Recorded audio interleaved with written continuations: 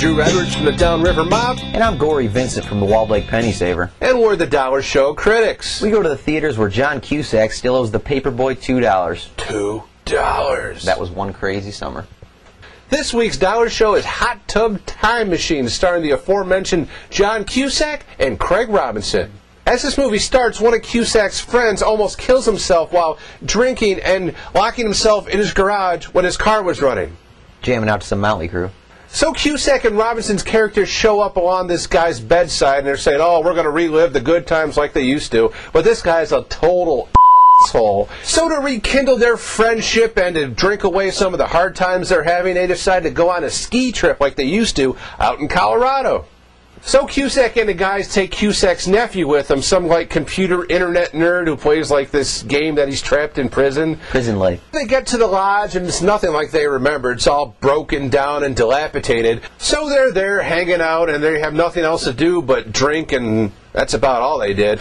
Until the doors pop open and the hot tub is a-burbling. Burbling. So they all get inside the hot tub, start drinking and doing whatever else, and the asshole brought this one like Russian energy drink and they spilled on the controls, and then everything goes loopy.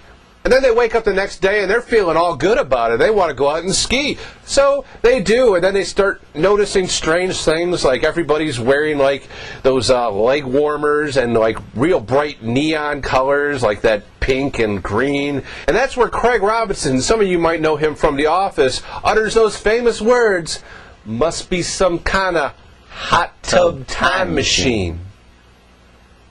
And as the movie goes on from there, Clark Duke, the nephew of Cusack, says they can't do anything different than they did the first time because they had wrecked the space-time continuum. So as they try not to do anything different than they did 20 years ago, some of them get better ideas. And I thought the movie kind of progressed from there, Gory. What'd you think about it?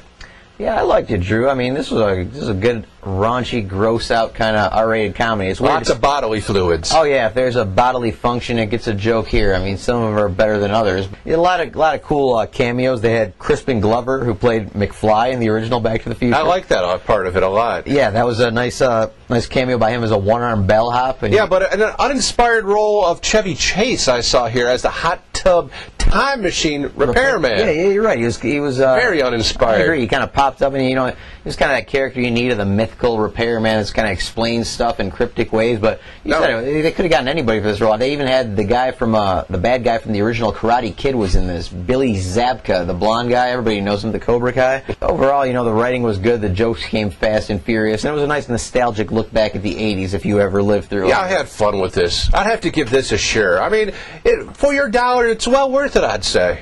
Yeah, that's a good call, Drew. I'm going to agree with you 100%. It's not quite a yeah, I'd say it's maybe just a notch below The Hangover.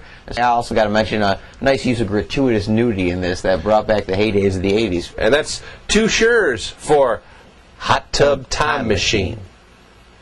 And this might be the obvious choice for this week's I'll Rent That for $1, but what the hell, it's a no-brainer. I'm going to have to go with 1985's Back to the Future, where Michael J. Fox plays Marty McFly, just a high schooler who just wants to rock and roll with his band, the Pinheads, and he's got a friend, Doc, played by Christopher Lloyd, who's working on this secret experiment. It turns out to be a time machine. Why am I telling you? You know this. It's a DeLorean. Marty accidentally gets sent back to 1955. So Marty, he finds Doc Brown, his friend Doc, back there in the 50s, and he needs his help to get back to the year 1985.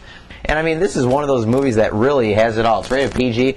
One of the best examples of screenwriting I've ever seen. I mean, everything in the movie is like foreshadows or ties into something else in the movie. But since you can't get a time machine right now, I say you just go to your video store, Netflix, and you go rent Back to the Future. Great pick there, Gory. I love this movie. Sure, I've seen it like 56 times, but still, it's just that good. You can watch it over and over. Michael J. Fox, Christopher Lloyd, as you said, great performances. Even the dog in this, I liked him. Einstein. Yep. He's the one who actually went back in time first. That's right. He was the trivia there. Huey Lewis on the soundtrack, by the way. Right. Yeah, like you said, you've seen it 56 times, Drew, because I think I'm the same way. I could practically recite the whole movie as it comes on. Sure. Slacker, McFly. What are you looking at, butthead? Why don't you make like a tree and get out of here? Biff, get your damn hands off her. 1.21 gigawatts, my God! Yeah, give me a tab. How can I give you a tab if you didn't order none?